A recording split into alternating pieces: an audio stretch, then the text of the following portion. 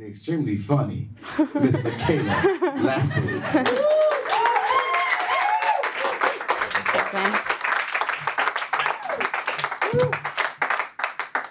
All right.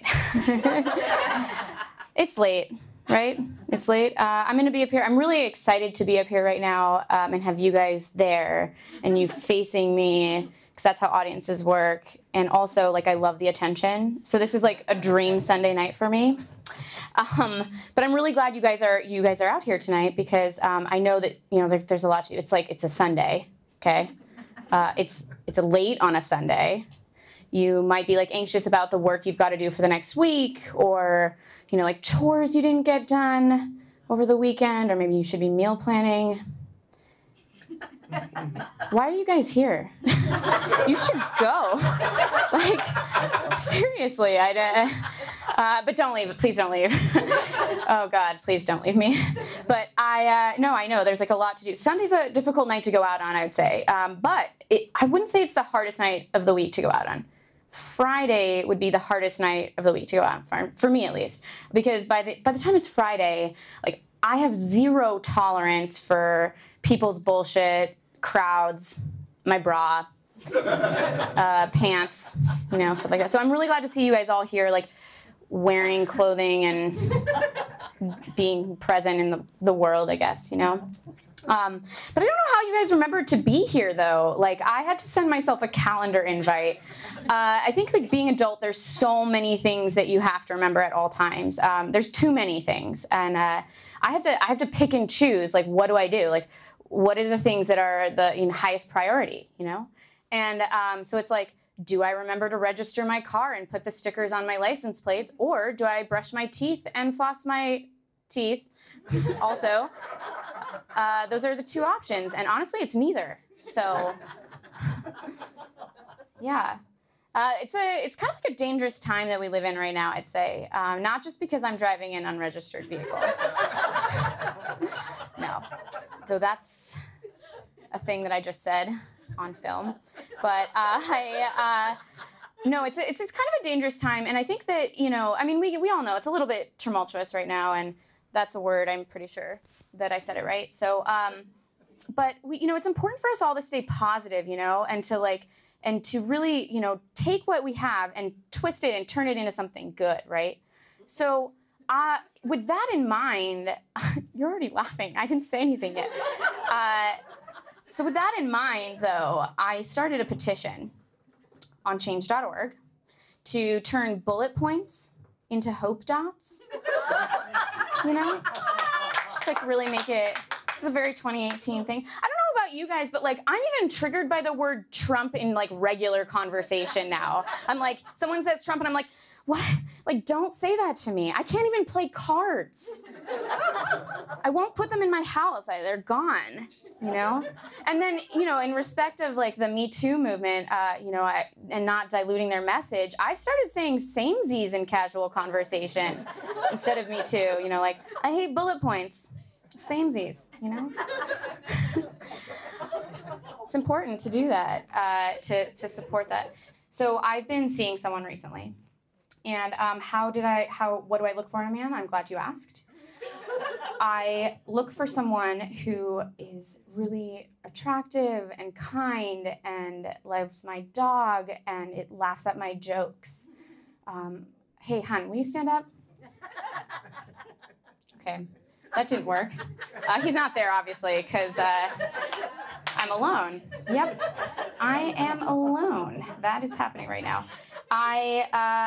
Fine, okay, yeah. I don't have a boyfriend right now, but I've been looking for one.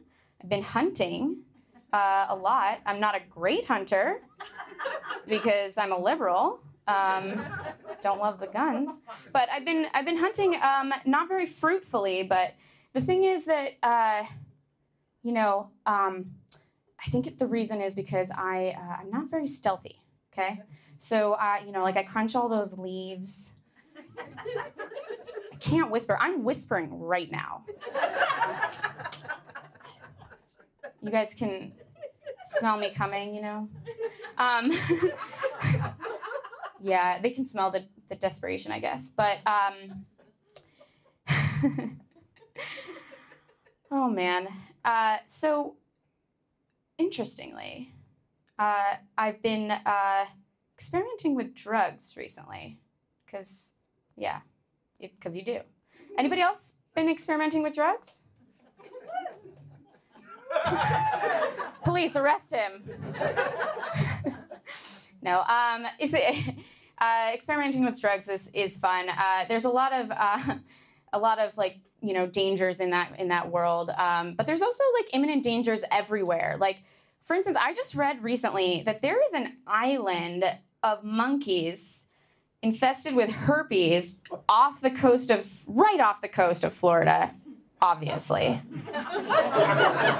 Like, who would do that to monkeys? A Florida person, I think. That's what all the headlines say, you know? But yeah, no, I've been experimenting with drugs a lot recently, and two in particular, okay? The two that I'm experimenting with right now are Neosporin and Lamisil. So Neosporin, I think we all know, right? That triple antibiotic that helped lead to the fact that there are a lot of bacteria that are resistant, you know? And then Lamisil, it's not funny, but I like to think it is. But Lamisil is an antifungal cream, you know?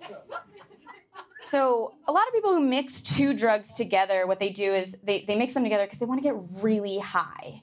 But like, I just want to like have like a really neutral scent, you know? So I like mix them together and like rub them in like all the places, all of them. Just because I want to, you know, I want to have a neutral scent. You know what's interesting is that I think maybe I'm really sensitive to smell because I can, my body's really full of scent. Tough to say.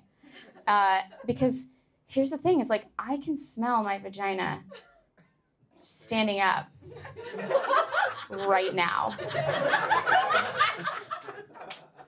Why are you making that face? It's not wafting over to you. There's no fan behind me just like bringing it on over to you. No. Nice neutral scent for my man, you know. So who here is on a date tonight? I know that there's at least one couple here who might be on a date. The plea was, because they came here and I know them. And they're married. Cool. How long have you guys been together? 32 years. Wow, 32 years they've been together. So like, are you guys, round of applause. Are you guys still seeing other people, or? No? Only on Sundays. Yikes. Let's see if I can make this like a little less romantic for you, okay? All right. Have you ever shit so long you peed twice?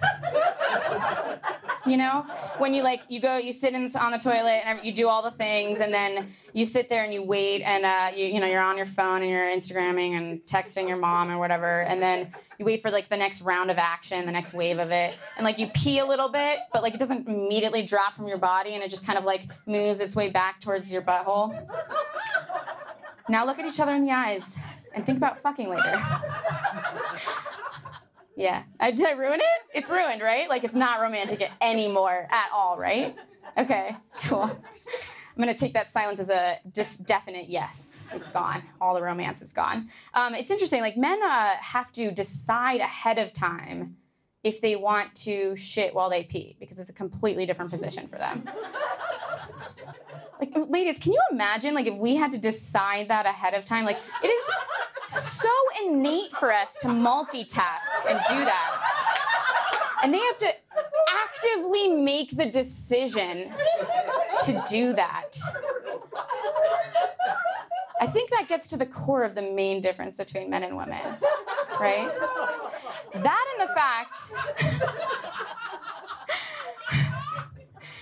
and the fact that men don't have to wash their hands after they pee.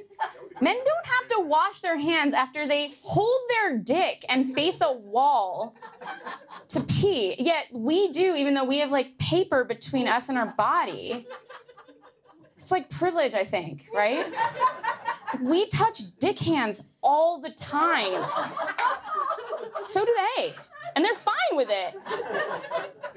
Anyway, yeah. So I was having this shower thought the other day, and I wasn't high, but I was under the influence of Neosporin and Lamisil, obviously. But I was having this thought the other day, like, what if men were just women with a genetic disorder that's been unchecked for hundreds of thousands of years, okay?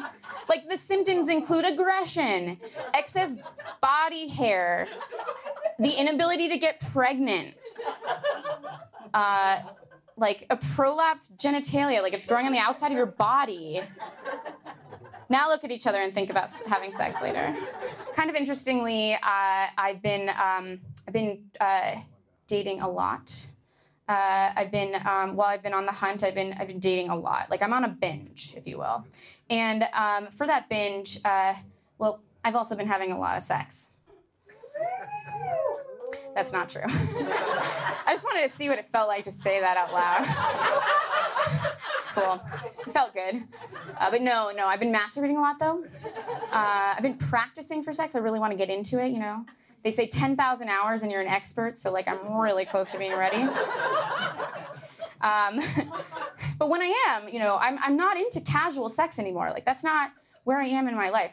So that really only leaves, like, on the table formal sex. So I'll get a corsage. He'll wear a tux. My parents will take pictures of me on the staircase before he comes, you know?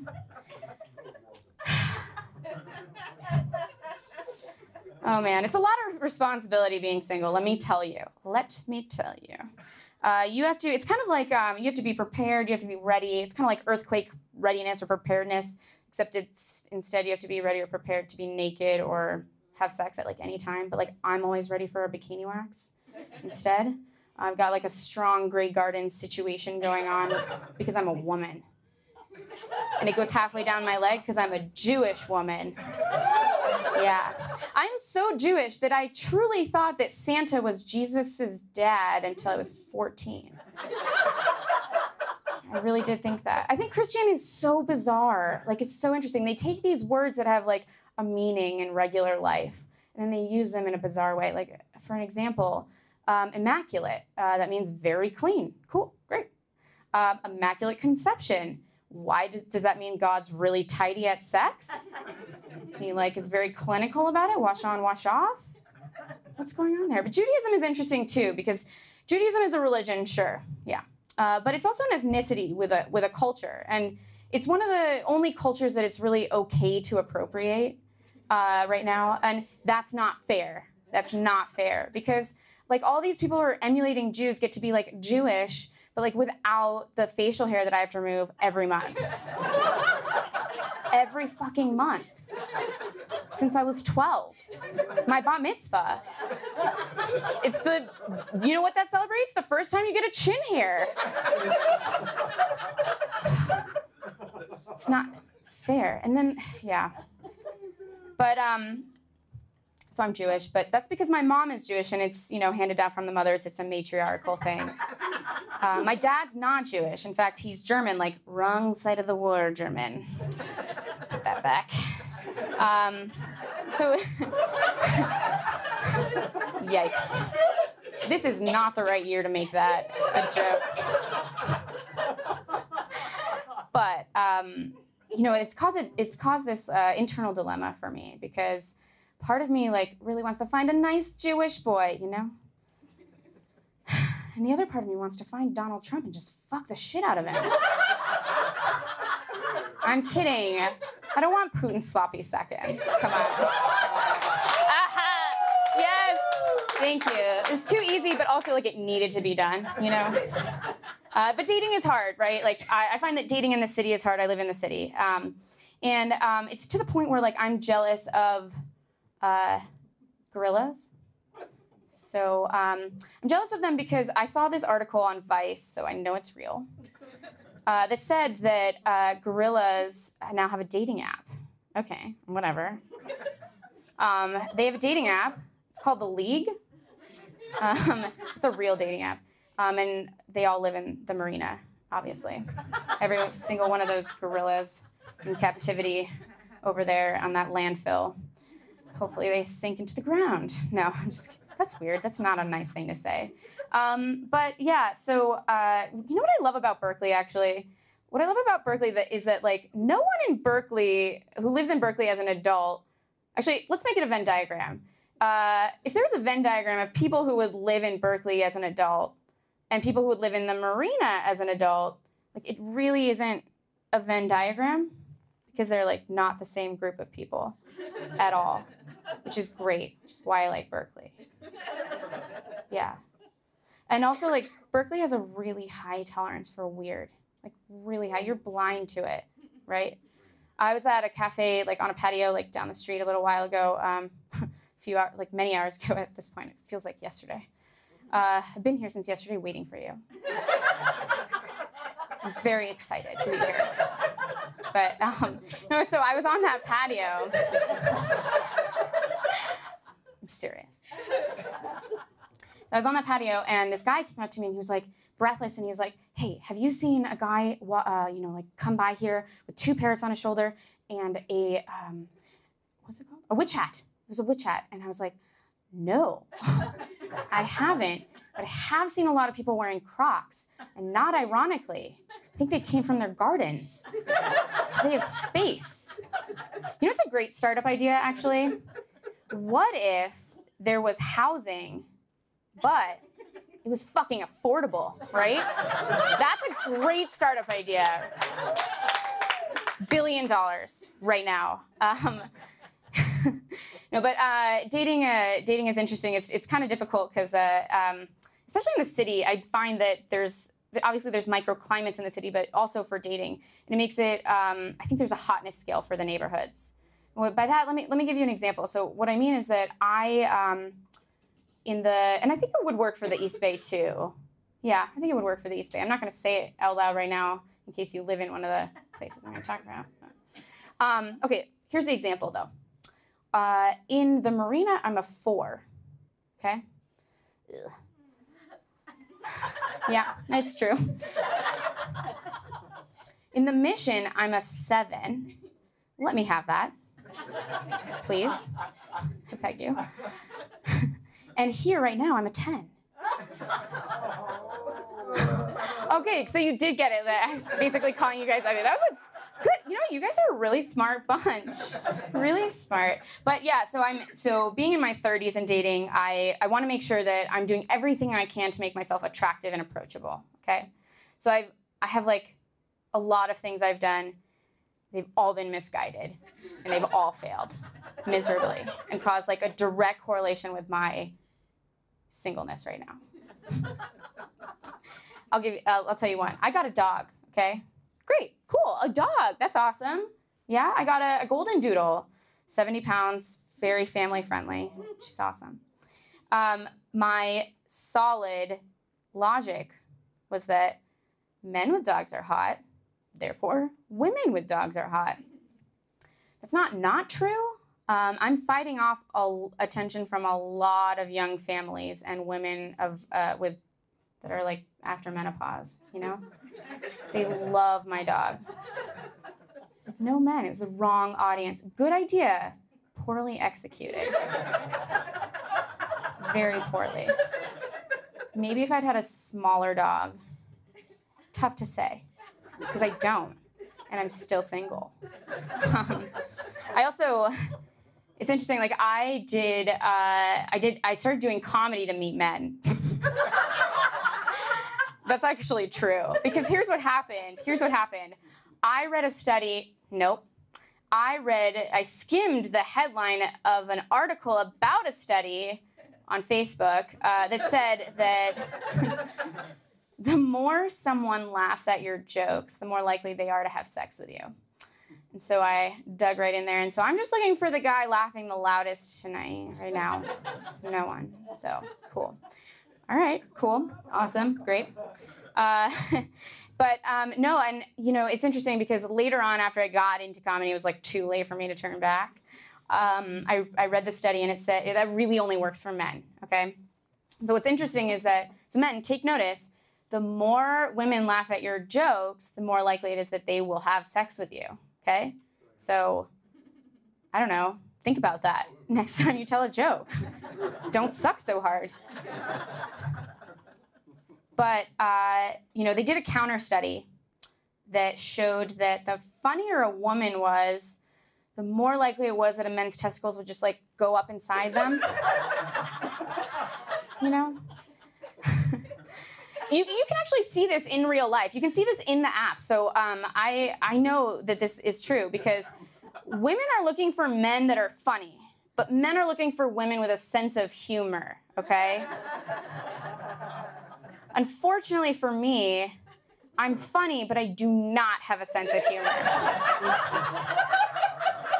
In fact, I'm really offended by other funny people, okay? So I'm like a man's worst nightmare. So innately, it's not going to work. I have to find something else. But one way that I'm not a man's nightmare is that I have an IUD, okay? Make a T if you have an IUD. Because they're in a T shape. That's why. You get that? Okay, well, fine. I got an IUD a few days after the election. For healthcare purposes. To be honest, though, I don't know how long this foreign object is allowed to be inside me. So, 5 years, fuck. Because, you know, we are really, I don't know what's going to happen next time, next election. So I should probably get that checked out. Okay, good mental note right now. Okay. But yeah, no, IUDs are interesting. They do turn into a T once they're inside you. But before that, it's kind of like, I would imagine that putting one in is similar to getting one of those ships into a bottle, you know? They like go like this and then they pull a string and everything opens up. But like a lot more painful, you know? They had a really hard time getting mine in, my gynecologist, because my cervix was squeezed shut. Like, so I was like, no, no. Mm-mm. It was like a prison shower butthole. Just, don't touch me.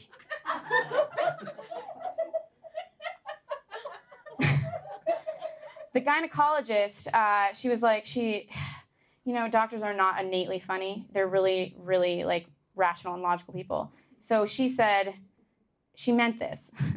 She said, okay, the last time she was gonna try and get it in, she was like, okay, I'm gonna take another stab at it.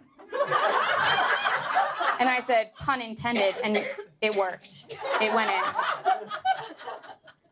It's not the first time someone laughed with their hand inside me. But it was the worst time. It was the worst time. There have been other times. Yeah, it was the worst, for sure.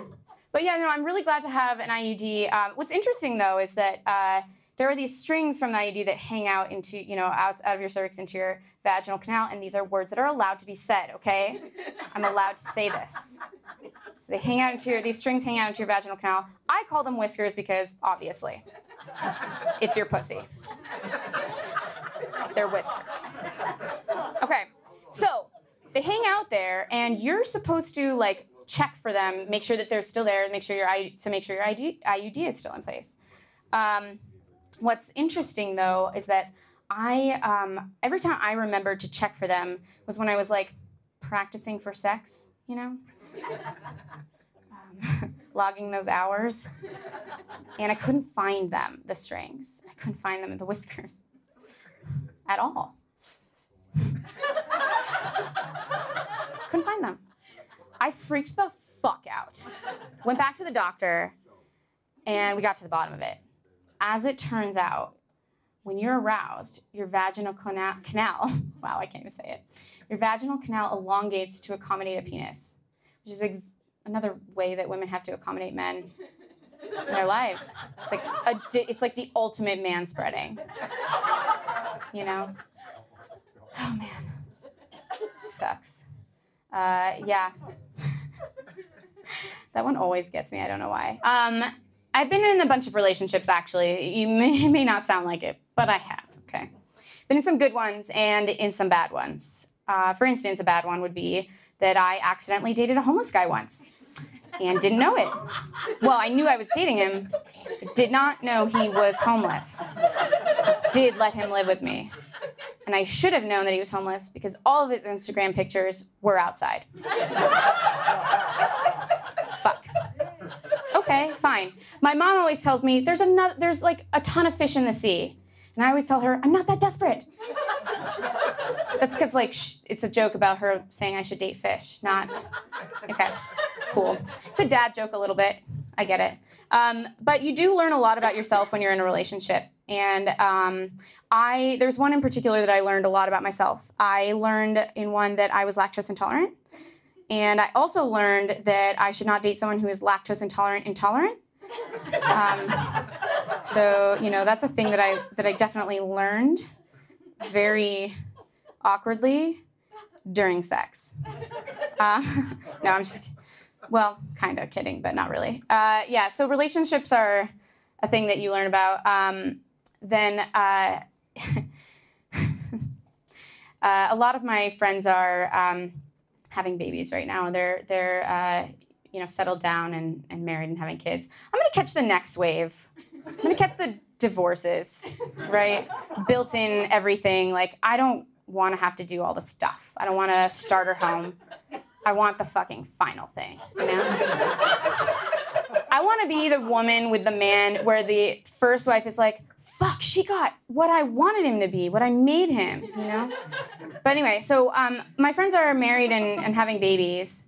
And actually, my best friend and her husband had a baby, and it's so cute. He is so cute. I have to learn how to do that. And already, the husband is telling dad jokes, and I wrote him the ultimate dad joke. Do you want to hear it? Yes. Okay. All right. You don't? Okay, close your ears, please. All right. I don't know why I always start laughing when I tell it. Okay. I love telling dad jokes because he laughs at all of them. It's my favorite. Yeah. I'm going to be a great dad. I'm going to be a great dad. Actually, to be honest, I'm not really sure if I want to have kids or have a baby. Fact, there are some babies born without fingerprints.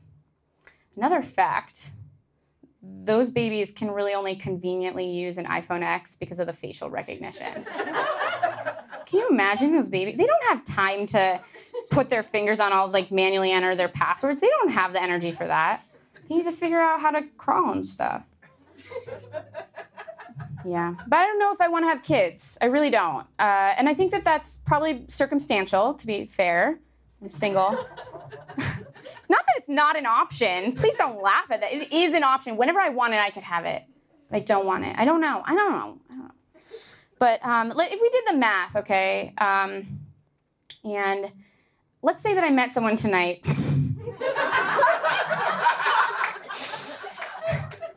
Yeah, I know. That's not happening. But let's say that I met someone tonight, and then we started dating, and then we, dated exclusively for a little while, and then we got, started living together for a few years, and then, we got engaged, and then our engagement was like a year or so. Like, at that point, there's a really, really good chance that my parents won't make it to the wedding. Because they're fucking selfish and retired, and they'll probably be on a cruise. I just know it. Oh, I have plans already. We never thought it was gonna happen, so we made plans. Bastards.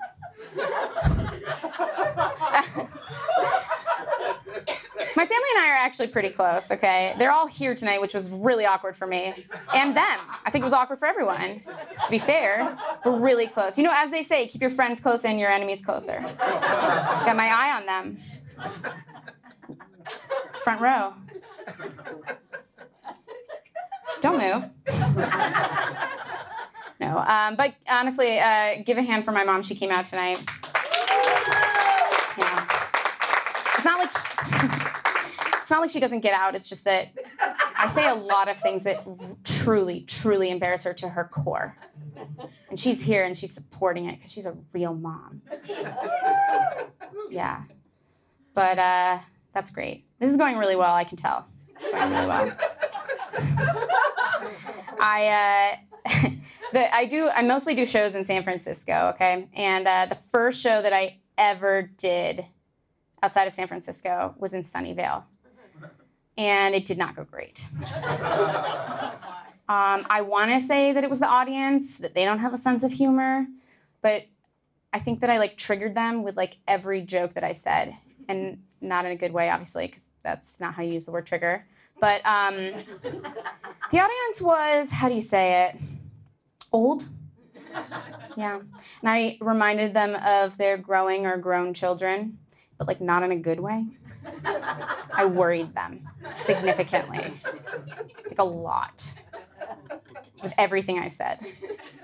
I think one woman left to make a call to her daughter. And I think it's like how it works is like it's one of those, I call them plane crash calls, okay? Honey, I love you so much. I love you so much. You know, no matter what. No matter what. I promise. Just make good choices. Yeah. Anyway, you guys made a really good choice coming out here tonight. So thank you. Have a good one.